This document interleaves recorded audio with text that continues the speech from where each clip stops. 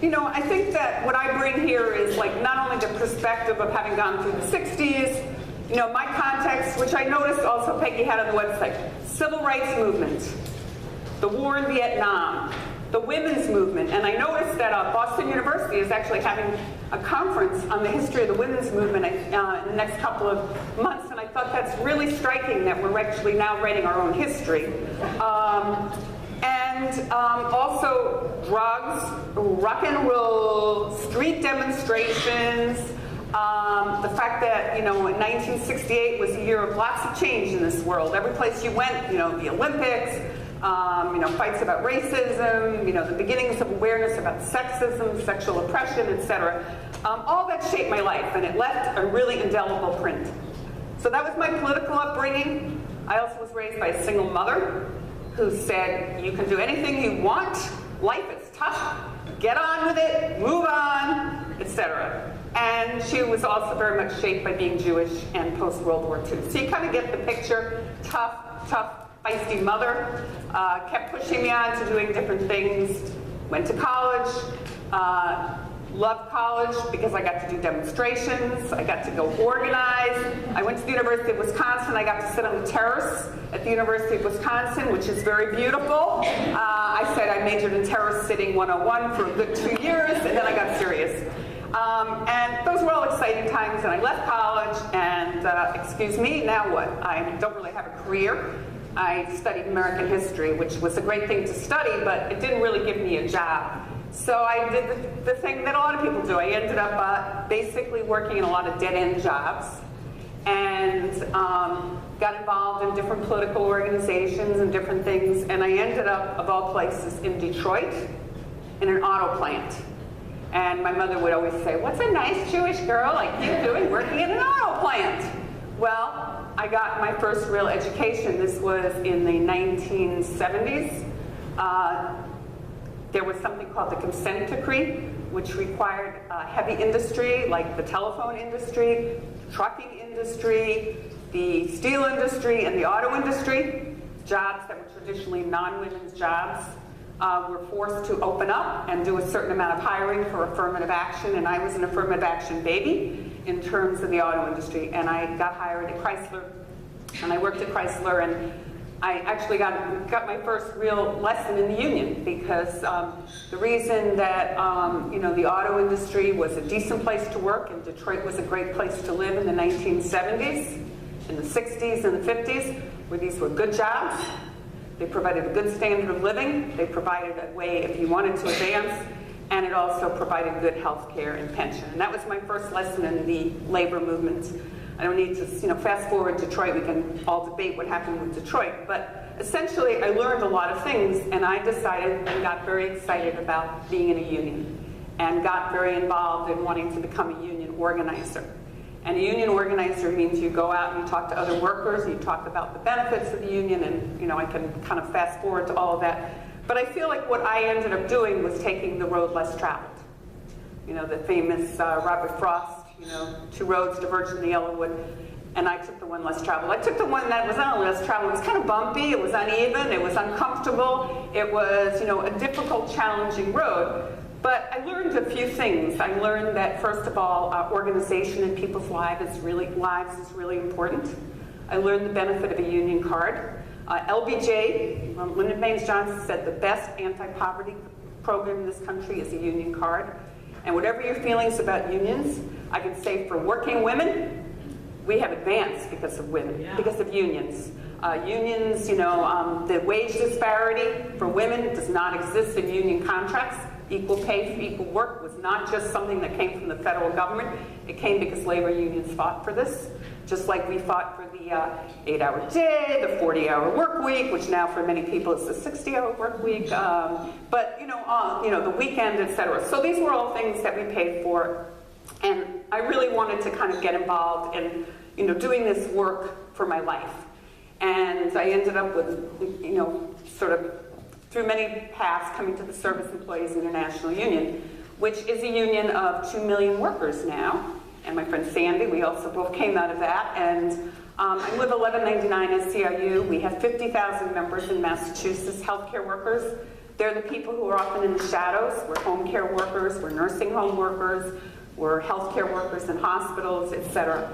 And I think we're building a very diverse organization. If you look at our membership, we're mostly women, very high percentage of women of color, immigrant women, a lot of women from the Caribbean, a lot of Haitian women, a lot of Jamaican women in healthcare, as well as African American and African women increasingly as caregivers. And I've spent my life negotiating contracts and doing all the things that you need to do to build an organization. So that's like my personal story. And the reason I think it's worth talking about and sharing is that the one thing I've learned along life is no one of us is an island. We operate in the context. And this is what I really want to talk about, is the context we face today. How many people think it's an easy world out there? Yeah, I mean, like, it's not easy. So I'm just going to share, I'm not here to drown you with statistics, but I do think it's important we all know the same thing. So Peggy talked about the fact that we're a huge group. 75 million men and women are baby boomers. That's huge. I think what's most important about our generation, which is unlike our mothers, is we came into the workforce and we're damn sure we're going to stay there as long as we want to, right? That no one should be pushing you out of the workforce, correct? Right. But yet, when I look at this age group, and I know, there's a lot of women in the workforce. In 1970, there were 30 million working women. Now there's 70 million plus. So our numbers have really gone up. But the real challenge is that, and the number of women over 55 is growing, which is very unlike our mother's generation. But what I also know is that experienced women workers are having a really difficult time. I know so many women, including friends of mine with good backgrounds, in terms of skill sets, who are cobbling work together wherever they can find it. That they don't have the same job. Anybody here experience employment insecurity in the last year? Okay. This is reality. Don't be afraid. This is what's happening to working women. Very few people actually hold on to one job. Like I remember my parents' generation, people worked for often one or two companies, not necessarily the government, companies their entire lives. Most people don't work for the same company even if they did, because it changes its name 20 times. Like the National Grid or whatever your get. I had an electrician in my house yesterday, he had 3 shirts on. I said, which company do you work for? And he said, well, I work for all 3, which is really the restructuring of our economy. But for women in 55 and above, if they lose their job, they're often unemployed for at least a year.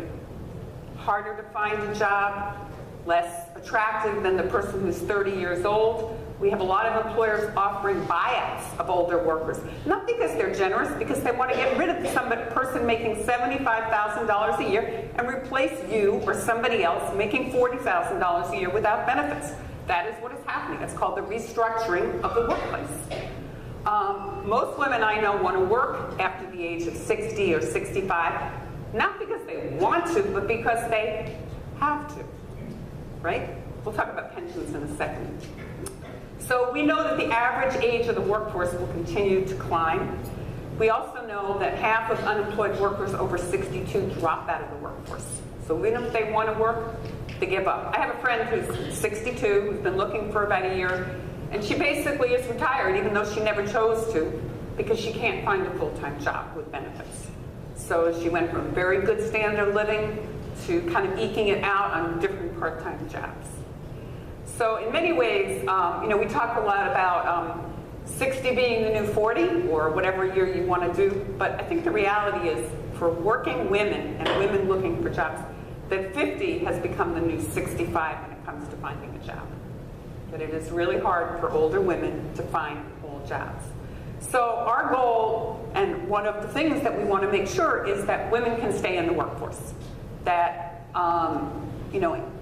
if you ask a lot of women over 50, they'll all say that they've experienced some form of age discrimination in the workplace, in terms of, their views being minimized, in terms of comments in the workplace, etc. So this is a big challenge, being able to stay working as long as you want. Second question, let me ask you just a few questions. How many people feel really economically secure when they think about their retirement? No one? That's interesting, because I'll talk about my security in a second. Okay, how many of you navigate the generational ladder between taking care of, or having a relationship with your children and also having a relationship or dealing with caregiving for an elder generation? Pretty stressful, right? Okay, and how many people feel that or how many people have either been downsized themselves or know somebody who's been downsized, in other words? Okay. And I think I was talking, I'm sorry not to out you, but we were talking about this is your second retirement, second time back in the workforce. So we have a lot of people who left the workforce and thought that they could stay out of the workforce, and yet they're coming in. So that's the challenge for working women. And the context I want to put it in is really what I call the world economic crisis. Because we have a world crisis when it comes to retirement. And I want to kind of just tick through what are some of the reasons, because I think they're important. So number one is we operate in a global economy. There's no getting around it. We've seen a lot of jobs being sent overseas. We're seeing every single country in the world dealing with debt, and therefore they need to slash benefits. They need to slash, anybody follow the unemployment debate? We have people who, through no fault of their own, have been unemployed and can't get an unemployment extension because the big issue here is about sequestration and the debt. And we have people in Washington who just don't really get it about what's happening with people in their own communities.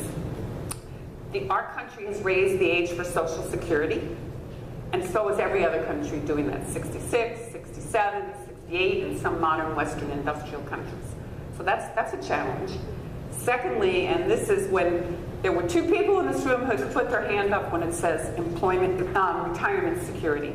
And it's the two of us because we have what's called a defined benefit pension. Everybody know what that is? So because I've worked in a union environment my entire life, I have a defined benefit when I retire. This is an endangered species. It used to be, in our parents' generation, half of people in this country had a defined benefit pension. They either worked for the government or they worked for companies, General Motors, Ford, United States Steel, they were in a Teamsters plan or whatever. It means for the rest of my life, when I retire, I will have an income, not totally what it was when I was working, but probably about 80% of what I was earning for the rest of my life, whether I lived to 69 or whether I lived to 97. And this is really the fight that's going on in the United States. Anybody follow what happened at Boeing? Yes. Okay, so Boeing's a company, you may not necessarily care about them, but the reality is they're doing quite well. Thank them for making their airplanes. And they came back to the union and said, we don't want your members, workers, to have a defined benefit pension anymore. And they started to basically rip up the pension. This is what's been the debate. I bring this up because this is really the future, or the lack of future, of the American dream. Because by destroying the pensions of good, hard-working Americans who work their entire lives with the hope of a implicit social contract that would give them a good retirement and health care coverage when they retire, and then you tell people at the age of 60, you're not going to get that anymore, they're pissed, and they have every right to be pissed, and that's what the fight about. But I think it's more important because what people need to know is that you, sitting in this room, are the first generation not to receive benefits from a corporation or an employer when you retire. We're going backwards. We talk about having the clock go forward. No. On this issue of retirement security, we are going backwards, and if we don't pay attention, so help all of us, because it will be a major impact on our children.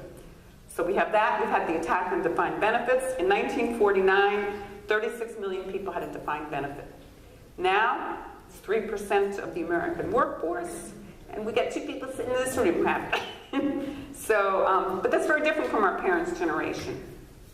The second part is, for those of you who have every other kind of retirement plan, it was based on the stock market. And in 2008 or 2009, it was right when my daughter was a college freshman, I remember reading, oh my God, what am I going to pay for college? All that money I saved. So we've seen the stock market wipe out people's savings. A lot of people have no money to retire on. And then on top of that, you have Social Security. It's an inverted pyramid. There's more of us than people putting money into the system. So I would anticipate at some point the government's going to come back and say, if not 66, maybe 67, or we're not going to be able to increase benefits. So we have a crisis.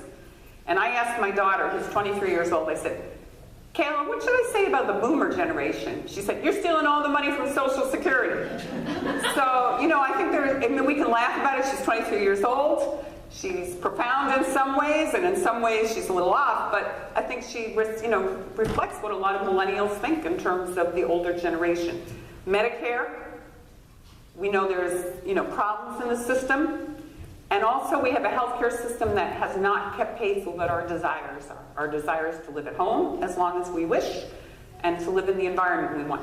If you live in Massachusetts and you do get home care, it may be more than likely delivered by one of our members, which we helped unionize a number of years ago. But we're talking about people who are underpaid, not well treated, and we're talking about a system that is really, as we all know, out of control in terms of costs.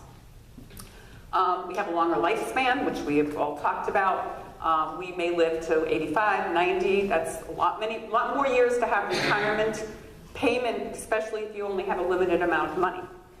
And you've gone through your retirement savings because of the crash of 401, 403B plans. So maintaining employment for a lot of people is really important. I know a lot of people, 70, still working as nurses in hospitals because they can't afford to retire. We have a lot of members who, I just assumed at 65 they're going to retire, and they say, no, I need to work till I'm 68 or 69 or 70, which means that younger workers don't get to move up either. So it's, it's a challenge both ways. And then the last two parts of what I see as the challenges facing us before I kind of throw out my thoughts on what we can do or not do, is we have an overall right-wing attack on our safety net. Whether it's, the things I fought for. I fought for the right for women to choose. I fought for unemployment laws. I fought for any of a number of things that, we all take for granted, and many of us have been engaged in the fight. We're seeing the clock being rolled back on that, and we're fighting to keep status quo. And often we're not on the winning side. So we have a reality that I think that we can all say when we plan our third age, third chapter, whatever we call it, reinventing ourselves, reimagining ourselves, I like that. That we have these challenges in terms of healthcare, challenges in terms of employment, challenges in terms of economics. And I have this quote here, which to me is sort of an interesting quote, which says, most countries are not ready to meet what is sure to be one of the defining challenges of the 21st century, which is the retirement crisis. I know our families, thought about Florida. That was never on my mother's radar. My mother was going to travel the world, and she did a lot of that.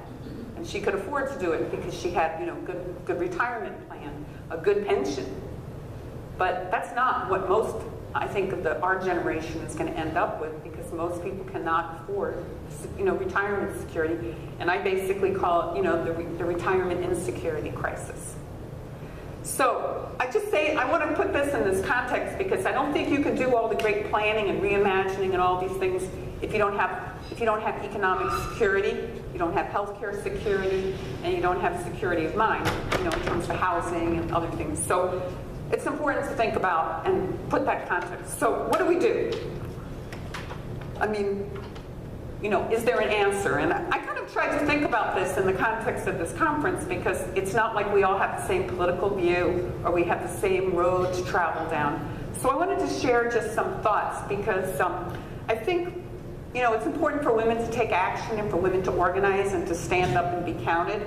And in the 1960s, it was very clear. You got involved in, different movements. If you wanted to change things for women, there were lots of women's organizations to get involved in. We have what I call the absence of a lot of movement today.